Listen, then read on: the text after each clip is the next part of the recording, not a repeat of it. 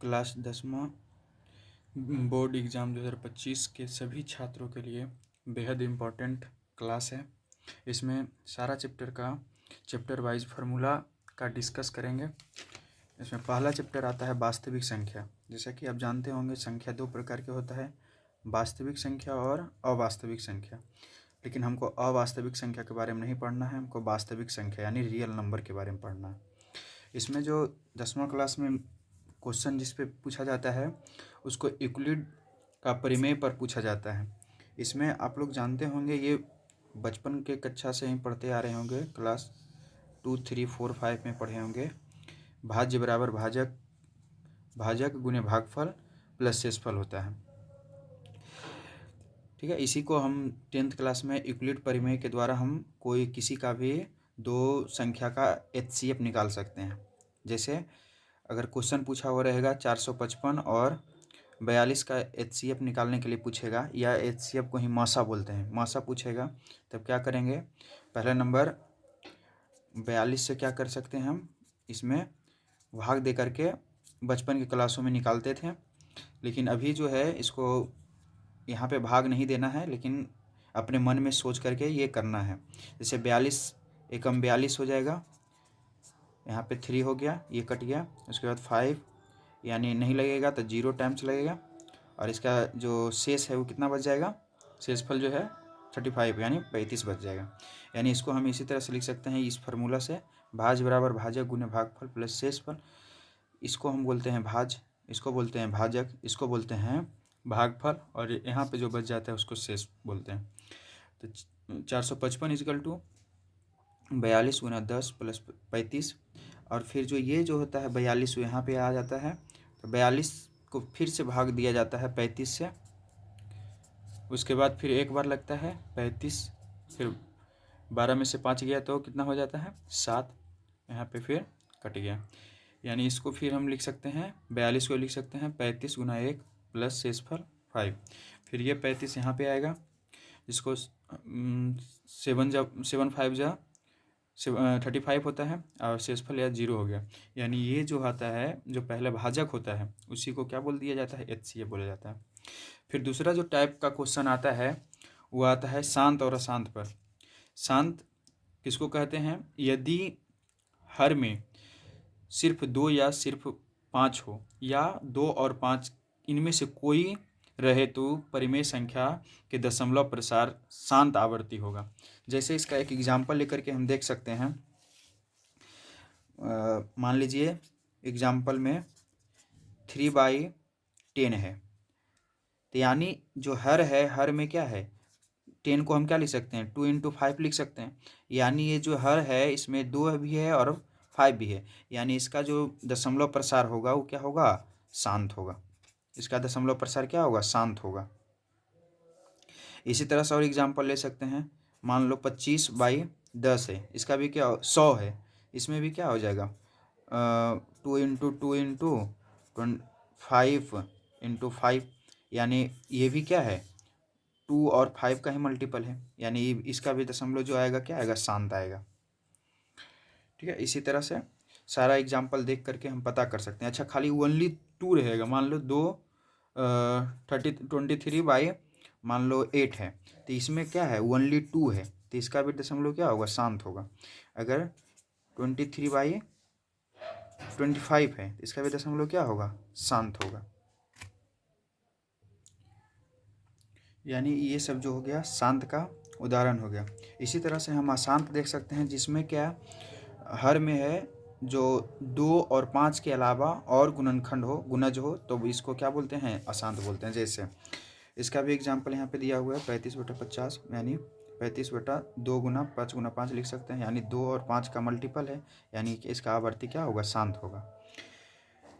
अब इसका यदि हर में 2 और 5 को छोड़कर कुछ भी रहे, 2 और 5 को छोड़कर कुछ भी रहे, या 7 रहे, 3 रहे, 5 रहे, 8 रहे, इसके मल्टीपल को छोड़कर कुछ भी रहे, तो 2 और 5 के छोड़कर कोई भी रहे, जैसे 3 हो गया, 5 हो गया, 7 हो गया, 9 हो गया, ये सब रहेगा, तो क्या होगा, उसका दशमलव प्रसार कैसा होगा, अशांत होगा। जैसे एग्जाम्पल में 29/243 है, तो 243 को हम 7 × 7 लिख सकते हैं।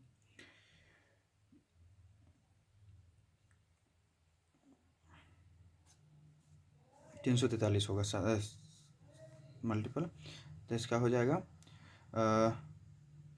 7 यानी इसका दशमलव प्रसार कैसा होगा, अशांत आवर्ती होगा। इस पे जो है बहुत सारा क्वेश्चन आएगा तुमको, सब्जेक्टिव और ऑब्जेक्टिव दोनों आता है। क्लास 10वां में सब्जेक्टिव भी आता है इस पे और ऑब्जेक्टिव भी आता है। पहली संख्या गुना दूसरी संख्या बराबर HCF गुना LCM होता है। इसका एक एग्जाम्पल से हम समझते हैं। जैसे मान लेते हैं पहली संख्या क्या मान लिए, मान लो 10 मान लिए। पहली संख्या कितना मान लिए, 10। दूसरी संख्या मान लिए 5। तो जो इसका LCM होगा, LCM शॉर्ट में जानते होगे कि ये दोनों का LCM सबसे बड़ा संख्या देखते हैं, बड़ा संख्या का टेबल पढ़ते हैं, अगर इससे भी कट रहा है तो वो हो जाता है। तो सबसे पहले 10 है, 10 का टेबल पढ़ेंगे, 10 × 1 = 10, 10 × 1 = 10 या 10 से कम 10, तो 5 से कट जाएगा, यानी इसका LCM क्या हो जाएगा, 10 हो जाएगा। HCF क्या होता है, HCF जो होता है ये दोनों मतलब भाग देने से जो होता है कट जाता है, यानी 5 से भागा देंगे 10 में, यानी कट जाएगा, यानी इसका HCF क्या हो जाएगा, 5। ये दोनों का मल्टीपल है, ये दोनों का मल्टीपल क्या हो जाता है, बराबर हो जाता है। तो अगर इसमें पहली संख्या दिया हुआ रहे, दूसरी संख्या दिया हुआ रहे, HCF दिया हुआ रहे, तो LCM निकल जाएगा। या तो LCF दिया हुआ रहे, LCM दिया हुआ रहे और पहली संख्या दिया हुआ रहे, तो दूसरी संख्या पूछेगा तो वो भी क्या हो जाएगा, निकल जाएगा। यानी पहली संख्या बराबर क्या हो जाएगा, पहली संख्या बराबर क्या होगा, LCM गुना HCF बटा में क्या हो जाएगा, दूसरी संख्या, ये हो जाएगा। इसी तरह से दूसरी संख्या, तो यहाँ दूसरी संख्या हो जाएगा, यहाँ पहली संख्या हो जाएगा। इस तरह से हम क्या, इस फार्मूला का यूज करके हम बहुत सारा क्वेश्चन को सॉल्व कर सकते हैं, जिसमें पहली संख्या पूछे, दूसरी संख्या पूछे, HCF पूछे, LCM पूछे। ठीक है, इसके और आगे बढ़ते हैं। जिस अब आता है अगला चैप्टर, जिसका नाम है बहुपद, जिस पे बहुत ज़्यादा क्वेश्चन पूछा जाता है। इसका मूल क्या बोलते हैं, अल्फ़ा प्लस बीटा निकालने पर, और अल्फ़ा इंटू बीटा जो द्विघात समीकरण में यूज होता है। इसका स्टैंडर्ड फॉर्म द्विघात समीकरण क्या होता है, AX² + BX + C। ए को क्या बोलते हैं, x² का गुणक, बी को क्या बोलते हैं, x का गुणक, और सी जो होता है कांस्टेंट होता है या अचर पद बोलते हैं। तो इसमें अल्फ़ा प्लस बीटा क्या होता है, -b/a होता है। अल्फ़ा प्लस बीटा क्या होता है, -b/a होता है। अल्फ़ा इंटू बीटा क्या होता है, c/a होता है। फिर अगर इसी तरह से बहुपद निकालने के लिए पूछ दे, क्या पूछ दे, बहुपद निकालने के लिए पूछ देगा, दिया हुआ रहेगा, अल्फ़ा का वैल्यू दे देगा, बीटा का वैल्यू दे देगा, अल्फ़ा और बीटा का वैल्यू दे देगा, तो बोलेगा इससे बहुपद ज्ञात करें। तो बहुपद के ज्ञात करने का क्या फार्मूला होता है, x² minus alpha plus beta into x plus alpha into beta. इसके बेस पर भी बहुत सारा क्वेश्चन लघुतरीय में और ऑब्जेक्टिव में आता है। अब त्रिघात बहुपद में जितना घात होता है उतना उसका x का वैल्यू होता है। जैसे द्विघात है तो 2 वैल्यू होगा। एक होता है रैखिक बहुपद जिसमें एक शून्यक होता है। त्रिघात में कितना शून्यक होगा, 3 शून्यक होगा। जिसमें अल्फ़ा और बीटा और गामा मान लेते हैं, तो इसका फार्मूला क्या बन जाता है, alpha plus beta plus gamma बराबर -b/a। Alpha into beta into gamma बराबर -d/a, और alpha into beta plus beta into gamma plus alpha into gamma क्या हो जाता है, c/a। इसमें अगर बहुपद निकालने के लिए बोल दे, त्रिघात बहुपद निकालने के लिए बोल दे, तो उसका फार्मूला ये हो जाता है, x³ plus alpha plus beta plus gamma का x² प्लस फिर alpha into beta into gamma into alpha x minus alpha into beta into gamma. ये फार्मूला क्या हो जाता है, बहुपद निकालने का फार्मूला हो जाता है। किसी बहुपद का 3 शून्यक दे देगा और उसके बाद पूछेगा बहुपद निकालने के, तो इससे हम निकाल सकते हैं। अब अगला चैप्टर आता है 2 चर वाले रैखिक समीकरण। 2 चर वाले रैखिक समीकरण, जिसमें 5 विधि से हम क्या करते हैं, x का वैल्यू निकालते हैं। हम ये मान के चल रहे हैं कि आप लोग पूरा सिलेबस एक बार बना चुके होंगे, पढ़ चुके होंगे, इसलिए यहाँ पे उतना अगर बताने लगेंगे तो क्या होगा, बहुत ज़्यादा लंबा वीडियो हो जाएगा, इसलिए शॉर्ट में थोड़ा लेके चलते हैं। तो इसका जो है 4 मेथड होता है। पहला होता है प्रतिस्थापन, दूसरा होता है लुप्तीकरण, फिर होता है ब्रजगुणन, फिर होता है अनुपात, फिर लास्ट में होता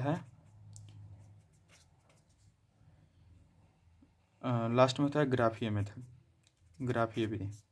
ठीक है, ये 5 विधि होता है जिसके द्वारा हम यक्स और वाई का वैल्यू निकाल सकते हैं। जैसे 2 चर वाले बोले मतलब 2 चर, मतलब उसमें यक्स का वैल्यू निकालना रहेगा और वाई का भी वैल्यू निकालना रहेगा।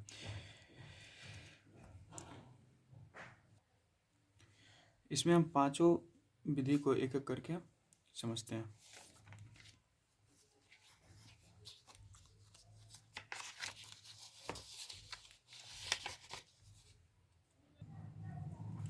पहला विधि प्रतिस्थापन विधि होता है, जिसमें यक्स का वैल्यू निकाल करके और इक्वेशन समीकरण 2 में पुट कर देते हैं। जैसे समीकरण मान लो यक्स प्लस 2 बाई बराबर 3 हो, और दूसरा इक्वेशन 2x प्लस वाई बराबर 8 हो। इस तरह से 2 इक्वेशन दिया हुआ है तो इसको समीकरण 1 समीकरण 2 मानेंगे, और इसमें से यक्स का वैल्यू निकालेंगे और इसमें यक्स का वैल्यू स्थापित कर देंगे, यानी इसके, और उसके बाद वाई का वैल्यू निकल जाएगा। फिर अगर वाई का वैल्यू निकालेंगे, फिर इसमें वाई का वैल्यू पुट कर देंगे तो एक्स का वैल्यू निकलेगा। उसी तरह से दूसरा विधि होता है लुप्तीकरण। लुप्तीकरण मतलब क्या होता है, किसी एक को क्या कर देना है, लुप्त कर देना है, किसी एक को क्या कर देना है, गायब कर देना है। तो उसके बाद वो क्या हो जाएगा, लुप्तीकरण विधि। फिर ब्रज गुणन जो है सबसे इम्पोर्टेंट है। ब्रज गुणन के लिए फार्मूला का भी उपयोग कर सकते हैं, या तो एक शॉर्ट फॉर्म में ये होता है जो भी बताते हैं। ये इसका फार्मूला, इसका फॉर्म क्या होता है, a1 लिखा हुआ रहेगा, a1 x plus b1 by plus c1 बराबर 0। फिर लिखा हुआ रहेगा a2 x plus b2 by plus c2 बराबर 0। ये दोनों इक्वेशन है, इससे हम क्या कर सकते हैं, ब्रज गुणन से फार्मूला निकाल सकते हैं। ये फार्मूला जो है निकाला गया है, इसको हम इस तरह से भी बना सकते हैं। जैसे अगर यक्स का वैल्यू भूलेगा तो यक्स बटा में हम क्या करेंगे, यक्स वाले को क्या कर लेंगे, ढक लेंगे, यक्स वाले को क्या कर लेंगे, ढक लेंगे, और ऊपर से नीचे हमेशा क्या करेंगे, ऊपर से नीचे इस तरह से गुना करेंगे, और ओनली कांस्टेंट का गुना करेंगे। तो b1 इंटू c1 क्या हो जाएगा, b1 into c1 c2, b1 into क्या होगा, c2 होगा, बीच में क्या होगा, माइनस, फार्मूला वाला माइनस। फिर इसमें क्या होगा, ये दोनों का मल्टीप्लाई होगा, यानी b2 इंटू c1 होगा, इजकल टू, ध्यान रखिएगा माइनस बाई होता है यहाँ पे, क्या होता है, बाई का वैल्यू निकालने के लिए ऊपर में क्या होता है, माइनस। अगर माइनस नहीं दोगे तो उल्टा चलना पड़ेगा, ठीक है, इसलिए हम क्या करते हैं, ऊपर से नीचे चलते हैं। तो यहाँ पे क्या हो जाएगा, a1 c2 minus a2 c1। फिर लास्ट में होता है कांस्टेंट। फिर क्या होता है, कांस्टेंट का कैसे होता है, इस तरह से, कांस्टेंट का क्या होगा, इधर से कांस्टेंट को ढक लेंगे और उसके बाद क्या करेंगे, a1 b2 minus a2 b1। ये है, इस तरह से भी निकाल सकते हैं, या तो यहाँ पे देखो यही फार्मूला को क्या कर दिया, डिराइव कर दिया। देखो इसको अगर ये क्या चीज़ में, इधर गुना में तो उधर भेजेंगे तो क्या हो जाएगा, भाग में हो जाएगा, तो एक्स का वैल्यू निकलेगा, वाई का वैल्यू निकलेगा।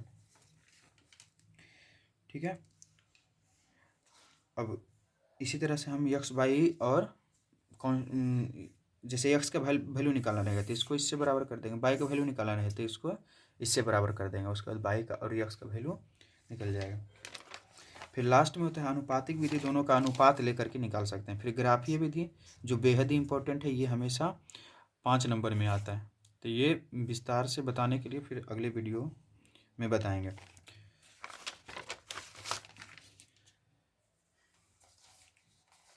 अब अगला जो आता है, इसके बेस पर बहुत सारा ऑब्जेक्टिव आ जाता है। इसके गुण जैसे a1 a2 b1 b2 c1 c2 ये भी बताए। इसी पर क्या करता है, बहुत सारा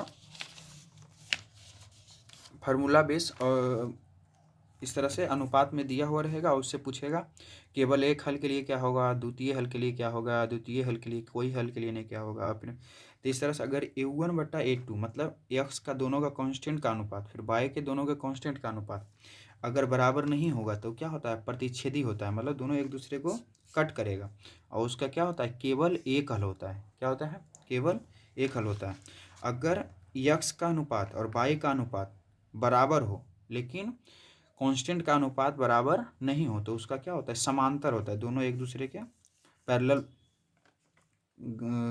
एक मतलब जाता है। इसका हल क्या होता है, कोई हल नहीं होता है, या तो इसी को बोलेगा असंगत या तो विरोधी। इसी को बोलते हैं, जैसे केवल एक हल बोलेगा तो उसको संगत भी बोल सकते हैं, या तो अद्वितीय हल बोल सकते हैं, अविरोधी बोल सकते हैं। ठीक है, अगर तीनों बराबर है, तीनों का अनुपात क्या हो, बराबर, तो उसको क्या बोलते हैं, समपाती बोलते हैं। क्या बोलते हैं, समपाती, मतलब एक ही लाइन पर होगा, समपाती मतलब समान लाइन पर होगा। ठीक है, इसी को अपरिमित रूप से अधिक हल बोलते हैं, या संगत या अनगिनत हल भी इसको बोलते हैं। ठीक है, ये हो गया। अब अगला आता है द्विघात समीकरण। क्या आता है, द्विघात समीकरण। द्विघात समीकरण में ये विवेचक डी बराबर फॉर्मूला जानते होंगे, बी स्क्वायर माइनस 4ac होता है। इसका भी स्टैंडर्ड फॉर्म क्या होता है, a x square plus b x plus c, इसी से निकलता है। यहाँ बी जो होता है यक्स का गुणांक होता है और सी कांस्टेंट होता है। ये विवेचक का फॉर्मूला। यक्स का फॉर्मूला निकालने के लिए, यानी यक्स को ही हम क्या बोलते हैं, मूल बोलते हैं। यक्स को ही क्या बोलते हैं, मूल बोले या शून्यक बोले, या यक्स का वैल्यू निकालने के लिए बोले तो उसमें minus B plus minus under root B square minus 4ac बटे 2a का प्रयोग करके निकाल सकते हैं। अब इस पर बहुत सारा ऑब्जेक्टिव पूछता है। अगर डी का वैल्यू जीरो होगा, डी का वैल्यू क्या होगा, जीरो होगा, तो क्या होगा, समान और वास्तविक हल होगा।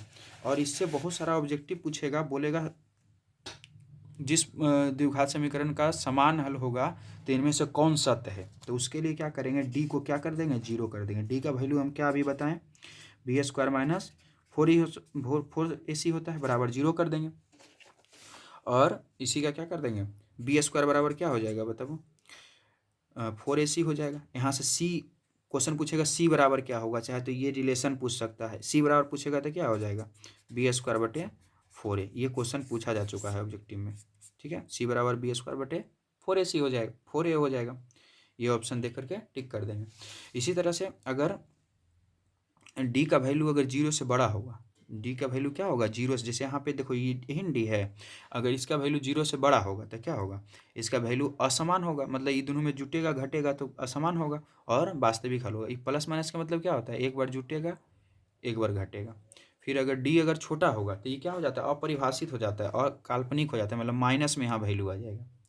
और अंडर रूट के माइनस का हम अभी नहीं निकाल सकते हैं, उसके लिए 11 क्लास में पढ़ना पड़ता है। ठीक है, अब देखो अगर क्वेश्चन बोल दे इसी द्विघात समीकरण में क्या पूछता है, इस तरह से पूछता है। कोई एक समीकरण दे देगा, मान लो इसी तरह से फॉर्मेट में रहेगा, a x square plus b x plus c, ये फॉर्मेट में रहेगा। और उसके बाद क्या पूछ देगा कि मतलब अल्फा प्लस 1/अल्फा पूछेगा, चाहे तो बोलेगा शून्यक और शून्यक के व्युत्क्रम का सम निकालिए, तो उसको इस तरह से फॉर्म में निकालते हैं। ठीक है, जैसे alpha square plus beta square पूछ दे तो क्या होगा, इसको कैसे निकालते हैं, अल्फा प्लस बीटा। हम अगर अल्फा का वैल्यू निकालेंगे, बीटा का वैल्यू निकालेंगे तो बहुत सारा समय लग जाएगा, लेकिन इससे बचने के लिए हमको क्वेश्चन में ही दिख जाएगा। अल्फा प्लस बीटा हम जानते हैं ना, माइनस बी बटा ए होता है, तो माइनस बी बटा जो भी रहेगा यहाँ पे उसको रख करके स्क्वायर कर देंगे, -2 इंटू अल्फा इंटू बीटा हो जाएगा। फिर alpha square minus beta square बोलेगा तो क्या कर देंगे, इसको 2 बार गुना कर देंगे। फिर अल्फा माइनस बीटा का वैल्यू इस तरह से निकाल लेंगे। ये तुम पढ़ा होगा, वो ए प्लस बी का होल स्क्वायर वाला फार्मूला, बेसिक फार्मूला है। ठीक है, ज़्यादातर यही क्वेश्चन पूछता है, alpha square plus beta square, तो अल्फा प्लस बीटा के square -2 minus alpha into beta, alpha into beta भी दिख जाएगा, इसमें सी बटा ए कर देंगे। ठीक है, तो ये सारा क्वेश्चन सोल्व हो जाएगा। अब इसमें अगला जो चैप्टर से बनाई है सांख्यिकी, जो तुम्हारे चैप्टर का लास्ट में है, इसमें पहले लिख दें। चलो वर्ग चिन्ह, जिससे सबसे ज़्यादा क्वेश्चन पूछा जाता है ऑब्जेक्टिव बेस पर, वही सब ले रहे हैं। वर्ग चिन्ह, वर्ग चिन्ह क्या होता है, उच्च वर्ग सीमा प्लस निम्न वर्ग सीमा बटे 2 होता है। माध्य, अब देखो माध्य डायरेक्ट फार्मूला से भी निकाल सकते हैं, सिग्मा एफ एक्स बटे सिग्मा एफ, लेकिन अगर माध्य बोलेगा, अगर माध्य बोलेगा मान लो अनग्रुप डेटा, अनग्रुप डेटा मतलब कोई भी उसका वर्ग अंतराल वगैरह नहीं दिया हुआ है, तब कैसे निकलेगा, जैसे मान लो 5 7 8 9 इस तरह से 1 2 3 4 5 संख्या दिया हुआ है और इसका बोलेगा माध्य निकालने, तो क्या करेंगे, इसका फार्मूला हो जाएगा सभी संख्याओं का योग, सभी संख्याओं का योग। अब बटा में क्या हो जाएगा, सभी संख्या। मतलब जैसे ये दोनों को क्या करेंगे, सबको अगर निकालने के लिए बोले तो क्या करेंगे, 5 + 6 + 7 + 8 + 9। अब कई को संख्या है, 1 2 3 4 5, 5 से भाग देंगे तो यही क्या आ जाएगा, जो भी कट छट के आएगा वो क्या हो जाएगा, माध्य हो जाएगा। अनग्रुप्ड के लिए, अगर अनग्रुप्ड के लिए माध्यिका पूछे, अनग्रुप्ड के लिए ही माध्यिका पूछे, क्या पूछे, माध्यिका, तब इसमें क्या करते हैं, पहले हम इसको, पहला नंबर क्या करते हैं, इसको आरोही क्रम या अवरोही क्रम, या तो बढ़ते या घटते क्रम में इसको समझ, बढ़ते या घटते क्रम में इसको क्या करते हैं, या तो बढ़ते क्रम में से जा लो या तो घटते क्रम में से जा लो। जैसे देखो इसमें सब ऐसे तो ये पूरा क्या है, क्रम में ही है, पहले छोटा है फिर उससे बड़ा फिर उससे बड़ा फिर उससे बड़ा। तो इसका बढ़ते या घटते क्रम में सबसे पहले ध्यान रखना है कि अनग्रुप डेटा में, मतलब जिसका कोई भी वर्ग अंतराल वगैरह नहीं दिया हुआ है, तो उसमें सबसे पहले उसको बढ़ते या घटते क्रम में से जाना है। उसके बाद क्या करना है, इसको काउंट करना है, 1 2 3 4 5। अगर ये आया विषम संख्या, क्या आया, विषम संख्या आया, क्या आया, विषम संख्या, तब क्या करेंगे, तब होता है n बटा 2वां पद प्लस, फिर क्या होता है n बटा 2 + 1वां पद, अब बटे में 2। जैसे देखो अब इसमें क्या संख्या है, 5 संख्या, 1 2 3 4 5 है, तो यानी क्या है, विषम है। तो विषम का क्या, माध्यिका बराबर क्या फार्मूला होगा, माध्यिका n बटा 2, क्या होगा, n बटा 2 विषम संख्या में रहेगा तो, सॉरी विषम संख्या नहीं, ये सम संख्या के लिए हो गया, क्या हो गया, सम संख्या के लिए, विषम संख्या के लिए नहीं, सम संख्या के लिए हो गया, क्या हो गया, सम संख्या के लिए माध्यिका का फार्मूला। अब विषम संख्या के लिए क्या होगा, विषम संख्या के लिए,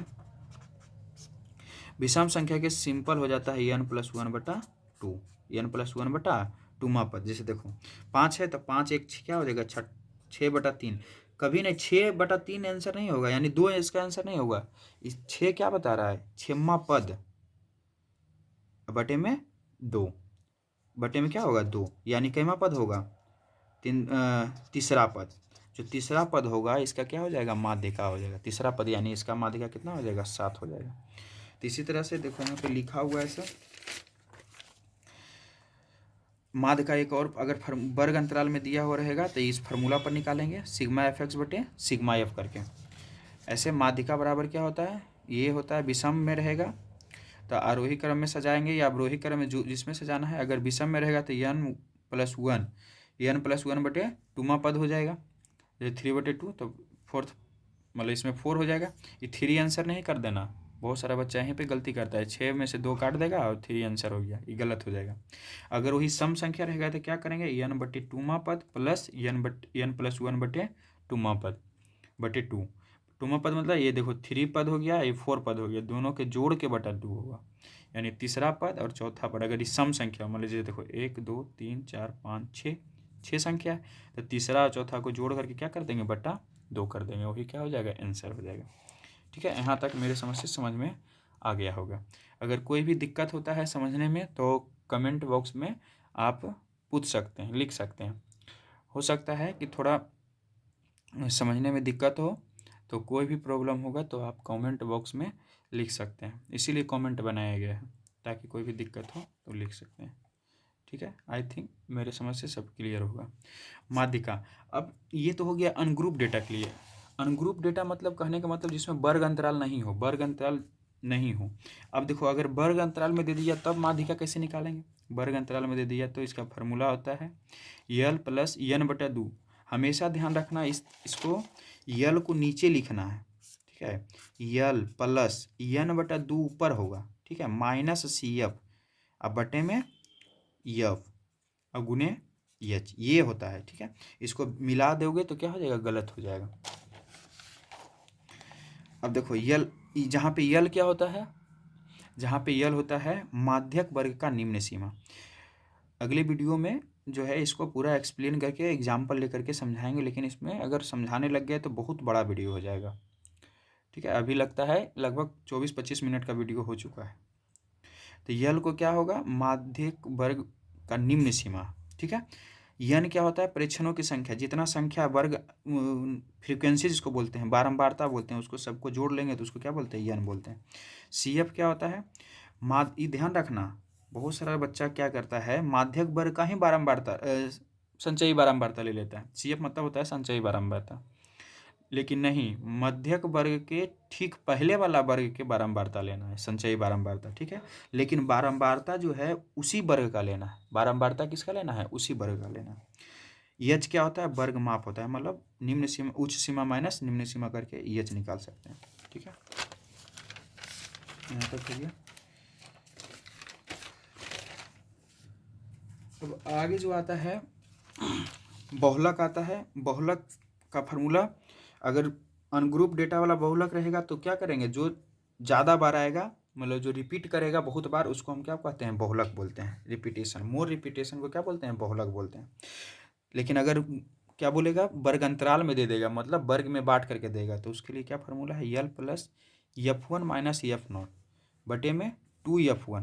F1 जो है इसमें क्या है, F1 जो है बहुलक वर्ग का बारंबारता, देखो यहाँ पे लिखा हुआ है, F1 क्या है, बहुलक वर्ग का बारंबारता। F0 क्या है, बहुलक वर्ग के ठीक पहले का बारंबारता। मतलब इस तरह से दिया हुआ है, मान लो 4 5 6 7, यहाँ पे 8 मान लो, यहाँ पे 9 मान लो, ठीक, यहाँ पे 3 मान लो, ठीक। अब देखो सबसे ज़्यादा ये हो गया तो इसको पूरा घेर लेंगे, ये बहुलक वर्ग हो गया। लेकिन इसको क्या बोलेंगे, F0 बोलेंगे, इसके पहले वाला क्या बोलेंगे, सॉरी, इसमें F1 बोलेंगे, इसको क्या बोलेंगे, F0 बोलेंगे, इसको क्या बोलेंगे, F2 बोलेंगे, ठीक है। मतलब बाद वाला को क्या बोलेंगे, बाद वाला को F2, पहले वाला को F0, और जो बहुलक वर्ग का होगा वो F1 होगा। देखो ये F1 F0 ये सब में मतलब अलग अलग होता है। कहीं पे यहाँ पे F0 लिखा हुआ रहेगा, यहाँ पे F-1 लिखा हुआ रहेगा, F0 लिखा हुआ F-1। तो इससे मतलब हमको नहीं, इसका एक जनरल हम फार्मूला बता देते हैं। बहुलक का जो जनरल फार्मूला होता है, बहुलक का जनरल फार्मूला यहाँ पे क्या होता है, यल मतलब समझ रहे हो, निम्न सीमा। यहाँ पर जो होता है बहुलक वर्ग की बारंबारता, देखो ये जनरल फार्मूला बहुलक, यल मतलब क्या हो गया, निम्न सीमा। यहाँ पे जो होगा बहुलक वर्ग के बारंबारता, किसी किसी किताब में या कोई टीचर इसको F0 बोलता है, कोई बोलता है F1 बोलता है, कोई इसको कुछ भी बोल करके इसको पढ़ा सकता है, ठीक है। फिर यहाँ पर क्या होगा, बहुलक वर्ग की बारंबारता माइनस बहुलक वर्ग के पहले वाला पर, यहाँ पे क्या होगा, पहले, यहाँ वाला बहुलक वर्ग के पहले वाला बारंबारता। फिर नीचे में क्या होगा, 2 गुना बहुलक वर्ग का बारंबारता, नीचे में क्या होगा, 2 गुना बहुलक वर्ग के बारंबारता माइनस बहुलक वर्ग के पहले, फिर माइनस बहुलक वर्ग के बाद वाला बारंबारता, गुने वर्ग अंतराल या एच इसको बोलते हैं, ठीक है।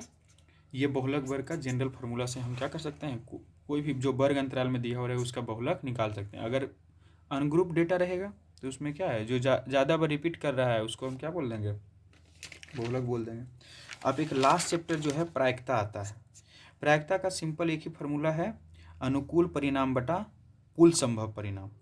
अनुकूल परिणाम बटा कुल संभव परिणाम, कुल मतलब जितना भी परिणाम। अब देखो इस पे बहुत सारा ये कह के ऑब्जेक्टिव पूछेगा। एक निश्चित घटना का प्रायिकता क्या होता है, हमेशा 1 होता है। एक निश्चित घटना का प्रायिकता हमेशा 1 होता है। एक निश्चित घटना का प्रायिकता क्या होता है, 1 होता है।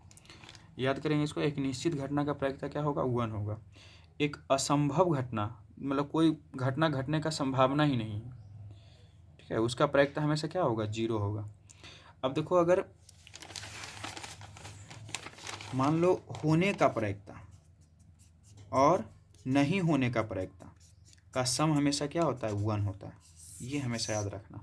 ये दे देगा और ये निकालने के लिए बोलेगा तो क्या करेंगे, उसको 1 में घटा देंगे। ये क्या है, होने का प्रायिकता, ये क्या है, नहीं होने, इसको बार से बोलते हैं, ई बार बराबर 1 होता है। होने वाला नहीं होने वाला, जैसे अब मान लो कोई कॉइन उछाले, चाहे सिक्का उछाले तो हेड आएगा कि टेल आएगा। मान लो हेड आने के प्रायिकता क्या होगा, 1/2। हेड आने का प्रायिकता क्या होगा, जैसे एक सिक्का में तो एक ही हेड होता है ना, तो 1 अनुकूल परिस्थिति कितना है, 1, और टू कूल कितना है, 2 है, तो 1/2। हेड नहीं आने के प्रायिकता उसका भी क्या होगा, यानी हेड नहीं आएगा तो टेल आएगा। तो यानी टेल का भी क्या हो जाएगा 1/2, और दोनों के जोड़ेंगे तो क्या हो जाएगा 1 आ जाएगा। यानी होने और नहीं होने के प्रयोक्ता हमेशा क्या होता है 1 होता है। ठीक है,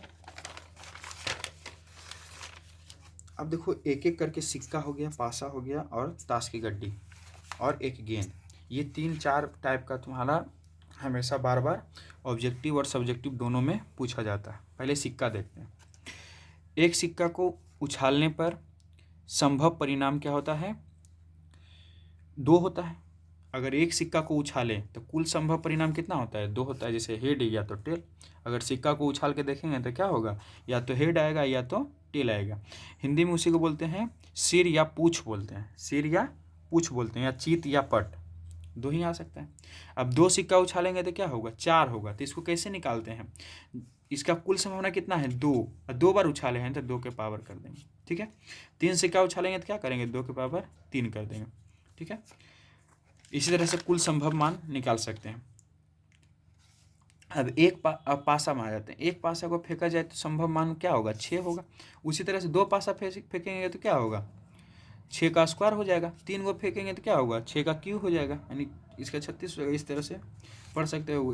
मतलब एक पासा पर 1 आएगा, दूसरे का पर 1 आएगा, एक पासा पर 1 आएगा, दूसरे का पर 2 आएगा, फिर 1 आएगा, 3 आएगा, 4 आएगा, मतलब इस तरह से क्या करेंगे? सजाएंगे तो कितना आएगा? 6 आएगा, मतलब 36 आ जाएगा। ठीक है, इसको ऐसे इस तरह से मान लो 2 पासा है ना, तो एक पासा पर 1 माने तो इस पर सब आएगा, इसके साथ क्या आएगा? सब आएगा। मतलब एक बार 1 आएगा, 2 आएगा, 3 आएगा, 4 आएगा, 5 आएगा, फिर 6 आएगा, फिर 2 आएगा एक ऊपर, इस पर भी कितना आएगा? 6 गो आएगा, फिर 3 आएगा, फिर 4 आएगा, 5 आएगा, इसी के 6 कितना हो जाएगा? 36 हो जाएगा। ठीक है, अब एक और है ताश की गड्डी। इसमें बहुत कम पूछता है लेकिन पूछ देता है। तो इसमें सबसे पहले हमको यही सब याद रखना है। ठीक है, टोटल ताश के पत्ते कितना होता है? 52। ईजी पूछेगा, हल्का हल्का रहता है। ताश की गड्डी की संख्या कितना होता है? ताश के गड्डी में पत्ता का संख्या कितना होता है? 52 होता है। 52 पत्ता का कितना होता है? 4 भाग होता है। उसमें 26 को क्या होता है? काला। क्वेश्चन पूछेगा कि किसी ताश के पत्ती गड्डी से हम कोई एक ताश के पत्ता निकालते हैं तो काला पत्ता आने के प्रक्रिया क्या होगा? तो कुल काला कितना हो जाएगा? 26, और टोटल पत्ती कितना है? 52। 26 बटा 52 कितना हो जाएगा? 1/2। लाल पूछेगा तो उसी तरह से 1/2 हो जाएगा। गुलाम की संख्या कितना होता है? 4 होता है। राजा की संख्या कितना होता है? 4 होता है। बादशाह की संख्या कितना होता है? 4 होता है। लाल रंग का पत्ता का बादशाह आने का प्रयोक्ता क्या होगा? 1/2 हो जाएगा। 1 क्या हो जाएगा? 2 हो जाएगा। तस्वीर वाला क्या है? ये देखो, ये इंपॉर्टेंट है। तस्वीर वाला पत्ता कितना है? मतलब जिसमें रानी राजा का क्या बना हुआ रहता है? पिक्चर बना होता है, फोटो बना हुआ रहता है। तस्वीर वाला पत्ता की संख्या कितना है? 12। अब गेंद, एक थैले में 3 लाल गेंद, मतलब मान लो कोई क्या है? बक्स, मान लो कोई बर्तन है। ठीक है, इसमें मान लो 3 गो क्या है? लाल गेंद है। फिर क्या है? 4 गेंद क्या है? मान लो 3 गेंद क्या माने? लाल। 4 गेंद क्या मान लो? 5 गेंद मान लो पीला। तो मान लो लाल आने के प्रक्रिया क्या होगा? लाल का संभव कितना है? 3 है। टोटल कितना होगा? 5 3 8 हो जाएगा। तो यानी क्या हो जाएगा? प्रक्रिया हो जाएगा। बस वही एक एग्जाम्पल देके समझाया है यहाँ पे। 3 लाल गेंद और 5 काला गेंद है, तो इस थैले में एक गेंद यादृच्छिक रूप से निकाली जाती है, तो इसकी क्या प्रक्रिया होगी? तो प्रक्रिया क्या होगी? जिसका क्या होना चाहिए? लाल होना चाहिए। तो कुल संभव परिणाम कितना हो जाएगा? 5 3 8 हो जाएगा। और लाल होने की प्रक्रिया, लाल वाला कितना है? अनुकूल 3 है, यानी 3 बटा कितना हो जाएगा? 8 हो जाएगा। ठीक है, मेरी समझ से यहाँ तक प्रायिकता में कोई दिक्कत नहीं होगा। अगर कोई भी दिक्कत होता है तो आप कमेंट बॉक्स में पूछ सकते हैं। ठीक है, इसका अगला चैप्टर जो है वो आता है समांतर श्रेणी। अगला चैप्टर क्या आता है? समांतर श्रेणी। समांतर श्रेणी में हम जानते हैं, इसको शॉर्ट फॉर्म में हम क्या बोलते हैं? एपी भी बोलते हैं। शॉर्ट फॉर्म में क्या बोलते हैं? एपी। जैसे एपी में कोई भी मान लो छोटा छोटा वैल्यू पर पहले लेकर के समझाते हैं, जैसे 2 4 6 8 10 है, इसी तरह से बढ़ते जा रहा है। ठीक है, तो पहला को क्या बोलते हैं? पहला पद। हमेशा ध्यान रखना, प्रथम पद को क्या चीज़ से दिखाते हैं? ए से। यही गलती करता है बहुत सारा लोग को, यही नहीं समझ में आता है कि प्रथम पद क्या है। तो प्रथम पद को हमेशा क्या चीज़ से दिखाते हैं? ए से दिखाते हैं।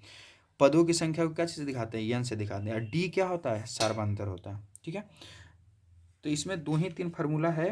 टी एन बराबर क्या होता है? A plus n minus one into d, a plus n minus one into d. T n को क्या बोलते हैं? अंतिम पद बोलते हैं। क्या बोलते हैं?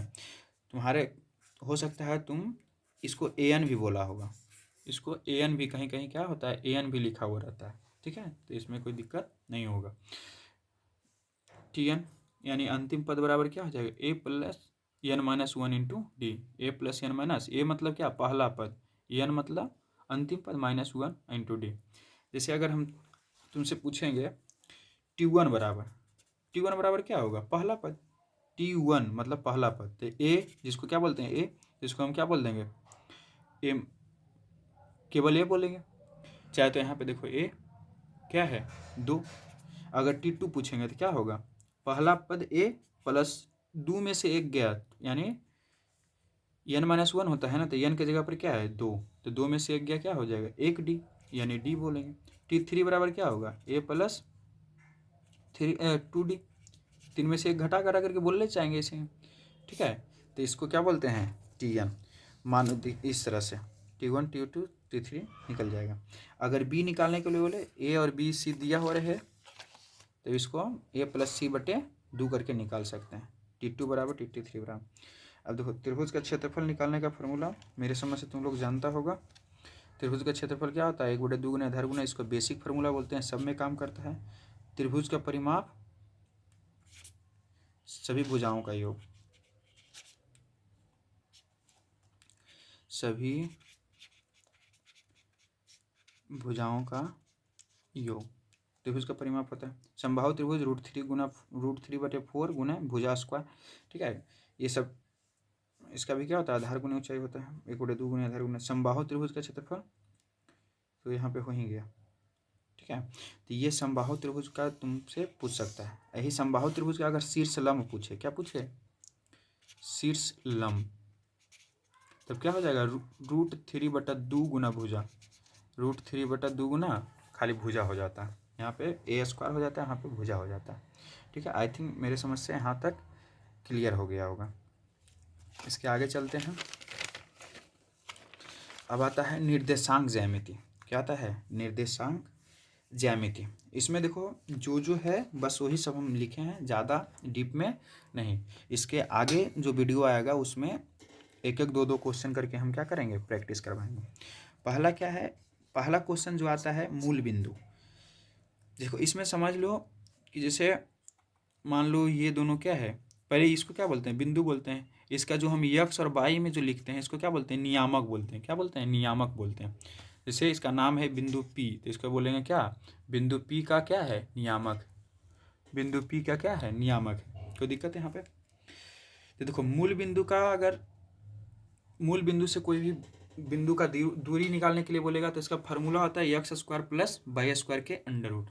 लेकिन हमको फार्मूला देखना ही नहीं, जैसे ही बोल दिया मूल बिंदु से दूरी, क्या बोल दिया?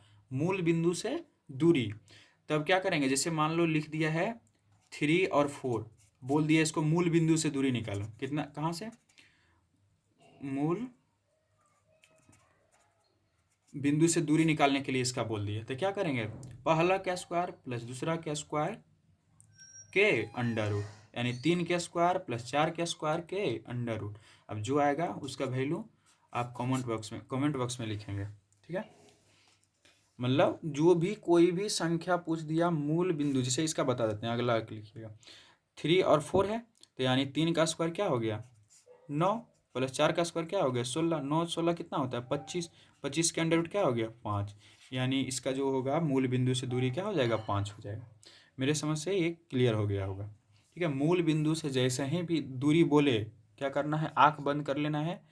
पहला यक्स का वैल्यू जो रहेगा, वाई का वैल्यू जो रहेगा, उसको क्या करेंगे? स्क्वायर करेंगे। स्क्वायर करके जोड़ करके फिर क्या कर देंगे? अंडर रूट कर देंगे। कोई दिक्कत? अब आता है दूसरा, दूरी सूत्र पूछता है। तो दूरी सूत्र देखो, इसमें फार्मूला तो याद करने के लिए याद कर लेंगे, x1 माइनस x2 के square plus y1 minus y2 के स्क्वायर के अंडर रूट। लेकिन नहीं, इस तरह से लिखोगे तो ऑब्जेक्टिव बनाने में तुम्हारा बहुत ज़्यादा समय जाएगा। हम क्या करेंगे? 2 बिंदु दिया हुआ रहेगा, मान लो एग्जाम्पल मान लेते हैं। यहाँ पे एक बिंदु मान लो 3 और 4 है, और इसका दूरी किससे पूछ रहा है? मान लो यहाँ पे 5 और 3 है। तो हम क्या करें? कुछ नहीं करेंगे, इसमें हमको ध्यान रखना है, बड़का में से छोटका घटाना है, बड़ा में से छोटा, यानी 5 में से 3 गया, एक्स वाला को एक साथ करेंगे, वाई वाला को एक साथ करेंगे। तो बड़का में से छोटका गया यानी 5 में से 3 गया, कितना हो गया 2, 2 का क्या करेंगे स्क्वायर प्लस, फिर इसमें बड़ा कौन है 4, 4 और ये क्या है 3, 4 में से 1 गया कितना हो गया 3, मतलब 4 में से 3 गया कितना हो गया 1, 1 का स्क्वायर के अंडर रूट, यानी 2 दूनी 4 1 5 का अंडर रूट।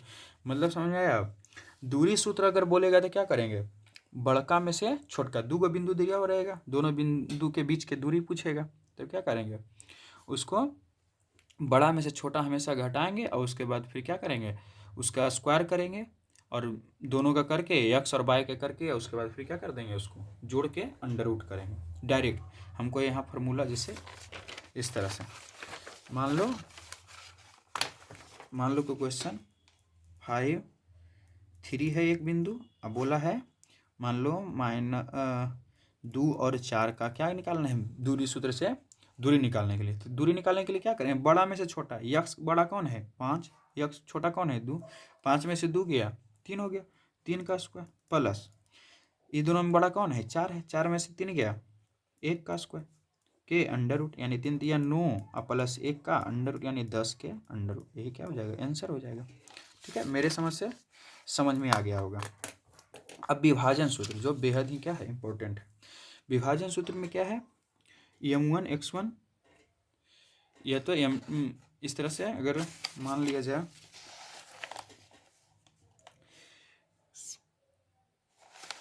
इस तरह से मान लेते हैं, इसको x1 y1 मानते हैं, इसको x2 y2 मानते हैं, इसको m इंटू एन में भी काट सकते हैं या तो m1 इंटू m2 में कर सकते हैं। ज़्यादातर m और n में ही देता है, इसलिए m और n में सीखने का प्रयास करेंगे। ये जो m है हमेशा किसके साथ जाएगा, दूसरे तरफ जाएगा, ये n जो है हमेशा किसके साथ जाएगा, पहले के साथ जाएगा। ठीक है, जैसे अब x का वैल्यू निकालने के लिए बोलेगा, क्या बोलेगा x का वैल्यू, तो बताएंगे x का वैल्यू किसके साथ जाएगा, इधर के साथ ना, पहले m गुना x2 फिर n गुना x1, m गुना x2 minus sorry plus n गुना x1, अब बटा में क्या हो जाएगा m प्लस n। उसी तरह से y बराबर क्या होगा, y बराबर क्या होगा, सब लोग मेरे साथ सब दोहराएंगे बोलेंगे, m किसके साथ जाएगा y2 के साथ, n किसके साथ जाएगा y1 के साथ, यानी m y2 plus n y1 बटा में m प्लस n, ये दोनों क्या हो जाएगा विभाजन सूत्र हो जाएगा। ठीक है, तो विभाजन सूत्र समझ में आ गया होगा। अब आता है मध्य बिंदु, मध्य बिंदु मतलब नहीं, दोनों को जोड़ करके x वाला को जोड़ो बटा 2 करो, y वाला को जोड़ो बटा 2 करो, उसको क्या बोल देते हैं मध्य बिंदु का फार्मूला। और त्रिभुज का केंद्र क्या होता है, इसमें x के निकालने के लिए क्या करते हैं, त्रिभुज के तीनों शीर्ष का क्या करते हैं, जो भी x1 x1 x2 plus x3 करके 3 कर देते हैं, फिर y1 plus y2 plus y3 करके 3 कर देते हैं, बटा में क्या कर देते हैं 3 कर देते हैं। यहाँ तक कोई दिक्कत। त्रिभुज का क्षेत्रफल निकालने का क्या फार्मूला है, 1/2। पहले देखो इसको याद रखने का बहुत सारे लोग को याद नहीं होता है, लेकिन याद करने का तरीका समझो। यहाँ पे 1 लिखो, यहाँ पे 2 लिखो, यहाँ पे 3 लिखो, 1 से चलना हमेशा स्टार्ट करो। तो x1 आ गया, y2 आ गया, हमेशा ध्यान रखना y वाला अंदर होगा, x वाला क्या होगा बाहर होगा, अंदर में माइनस रखेंगे बाहर में प्लस रखेंगे। ठीक है, x1 आया, फिर y2 आया, फिर y3 आया, फिर x2 आया, मतलब यहाँ से 1 2 3 फिर 2 3 1 3 1 2। ठीक है, तो x2 into y3 minus y1 फिर प्लस फिर 3 1 2। ठीक है, ये समझ में आ गया होगा। ठीक है, अगर इसका त्रिभुज का क्षेत्रफल निकालने के लिए शॉर्ट फॉर्म जानना चाहते हैं, शॉर्ट ट्रिक जानना चाहते हैं, तो अगले वीडियो का इंतज़ार करना पड़ेगा। ठीक है, इसमें बहुत ज़्यादा लंबा वीडियो हो जाएगा। अब इसके बाद हम बिना देरी करते हुए किस में आ जाते हैं, त्रिकोणमिति, जो सबका फेवरेट होता है, लेकिन जिसको नहीं समझ में आता है उसके लिए सबसे हार्ड सबसे पेचीदा सब्जेक्ट मतलब टॉपिक यही है। ठीक है, लेकिन जिसको समझ में आता है उसके लिए सबसे इजी और आसान है। ठीक है, तो इसमें हम क्या करते हैं 6 टर्म होता है, लेकिन हमको 6 टर्म का नाम पहले सबसे पहले याद करना है। तो सबसे पहला को बोलते हैं साइन, कॉस, टैन, कोसेक, सेक, कॉट। बोलेंगे मेरे साथ, साइन है, कॉस है, टैन है, कोसेक है, सेक है और कॉट है। ठीक है, ये 6 टर्म होता है। इसका फार्मूला हमको याद करने का आवश्यकता नहीं है, लेकिन जैसे देखो साइन का बोलेंगे तो क्या बोलेंगे, हमेशा थीटा पर डिपेंडेंट रहता है। इसको हम यहाँ पे बताने का प्रयास कर रहे हैं। अगर उसका थीटा का वैल्यू अगर चेंज हो जाएगा तो इसका जो पी और एच क्या होता है, 90 डिग्री हो गया। इसको ए बोलते हैं, इसको बी बोलते हैं, इसको सी बोलते हैं। ये तो पता होगा, पाइथागोरस थ्योरम सबको मेरे समझ से आता होगा। अगर वो नहीं आ रहा है तो पहले पाइथागोरस थ्योरम अच्छा से पढ़ ले। जो 90 डिग्री के सामने होता है हमेशा उसको क्या बोलते हैं, कर्ण बोलते हैं। क्या बोलते हैं, कर्ण बोलते हैं। 90 डिग्री के सामने क्या होता है, कर्ण होता है। और अगर हम थीटा ए को मानते हैं, थीटा यहाँ भी हो सकता है, यहाँ भी होता है। लंब और कर्ण दोनों क्या हो सकता है, हमेशा बदल सकता है, ये फिक्स नहीं होता है।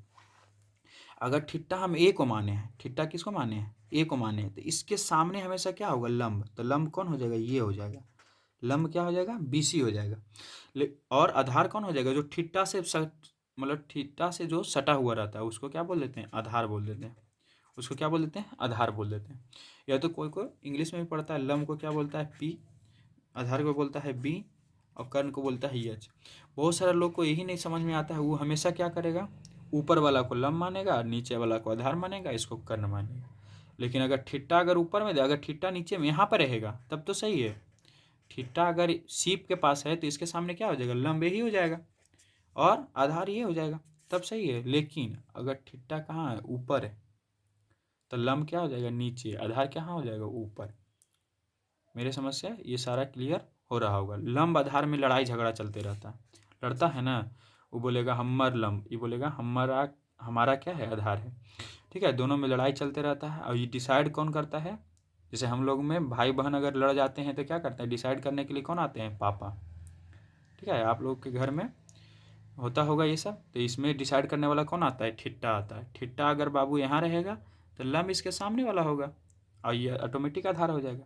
अगर थीटा ए के पास रहेगा तो लंब कहाँ होगा, इसके सामने वाला होगा और आधार ये हो जाएगा। ठीक है, मेरे समझ से ये क्लियर हो गया होगा। तब देखो, अगर हमको साइन थीटा बोलेगा तो साइन थीटा बराबर क्या हो जाएगा, पी बटा एच। पी मतलब क्या बोले हम, लंब। पी मतलब क्या बोले, लंब। और एच मतलब क्या होता है, कर्ण। एच मतलब क्या होता है, कर्ण। पी मतलब क्या होता है, लंब। एच मतलब क्या होता है, कर्ण। यहाँ तक समझ में आ रहा है। फिर कॉस क्या होता है, बी बटा एच। बी मतलब क्या होता है, आधार। बी मतलब क्या होता है, आधार। और एच मतलब क्या होता है, कर्ण। बी मतलब आधार, एच मतलब क्या होता है, कर्ण। ठीक है, यहाँ तक समझ में आए। फिर टैन, टैन बराबर क्या होता है, पी बटा बी। देखो ये दोनों को भागा दे देते हैं, ये दोनों क्या करते हैं, भागा देते हैं। तो एच से एच क्या होगा, कर्ण से कर्ण क्या होगा, कट जाएगा, बचेगा लंब और आधार। तो ऊपर में हो जाता है लंब और नीचे में हो जाता है आधार। अब मेन रूप से अगर अनुपात फार्मूला याद करना है तो हमको यही तीनों याद करना है। ये तीनों क्या है, इसका उल्टा होते जाता है।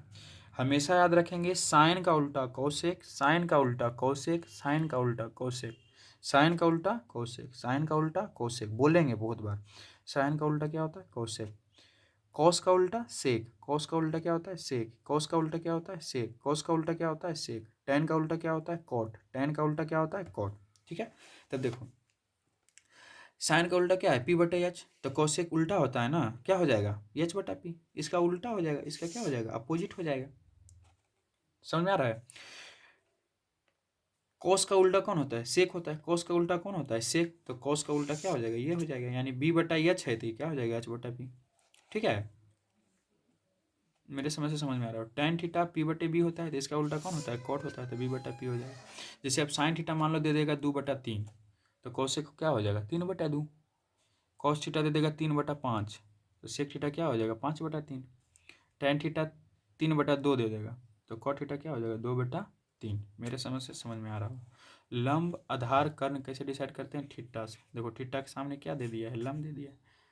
90 के सामने क्या होता है, कर्ण। तो अगला क्या हो जाएगा, आधार। ठीक है, ये सब सारा समझ में आ गया होगा। अब हम आते हैं नेक्स्ट फार्मूला पर। ये फर्स्ट टाइप हो गया, इसको अनुपातिक फार्मूला बोलते हैं। अब दूसरा टाइप में आते हैं जिसको आइडेंटिटीज में इसका उपयोग करते हैं। ठीक है, पहला देखो sine square theta plus cos square theta बराबर 1। आई थिंक सबको पता होगा। जिसको ये सब क्लियर लग रहा होगा वो क्या करेगा, इसको 2x पर स्पीड करके देखेगा। ठीक है, स्पीड करके देखेगा, तुम्हारा टाइम का बचत होगा। Sine square theta plus cos square theta बराबर 1 होता है। ठीक है, यहाँ से साइन स्क्वायर थीटा बराबर क्या होगा, कॉस उधर चल जाएगा तो यानी 1 माइनस कॉस स्क्वायर थीटा होगा। कॉस बराबर क्या होगा, कॉस स्क्वायर थीटा बराबर क्या होगा, साइन स्क्वायर थीटा को उन्हें भेज देंगे यानी 1 माइनस साइन स्क्वायर थीटा हो जाएगा। फिर कॉसेक स्क्वायर थीटा बराबर, अब हमेशा ध्यान रखना, ये देखो यही मेन 3 गो है। Cosec square theta minus cot square theta, हमेशा ध्यान रखना कौशिक में से घटाते हैं कॉट को, कौशिक में से घटाते हैं कॉट को, कौशिक में से किसको घटाते हैं कॉट को।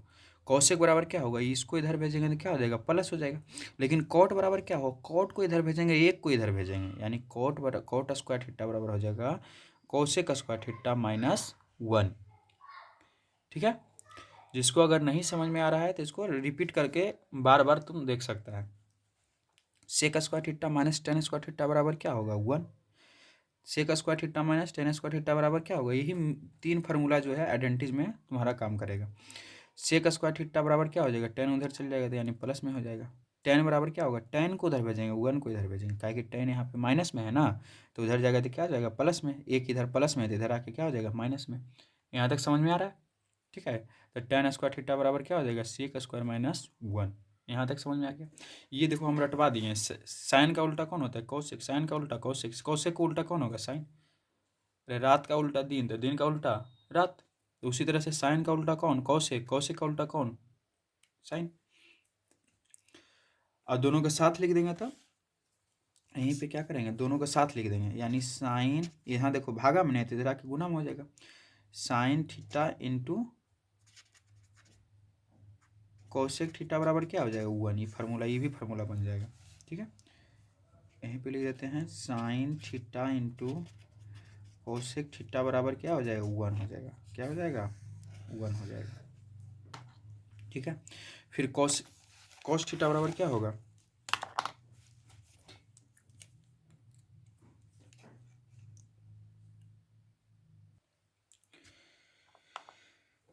अब इसके आगे देखेंगे उसी तरह से कॉस का याद करेंगे।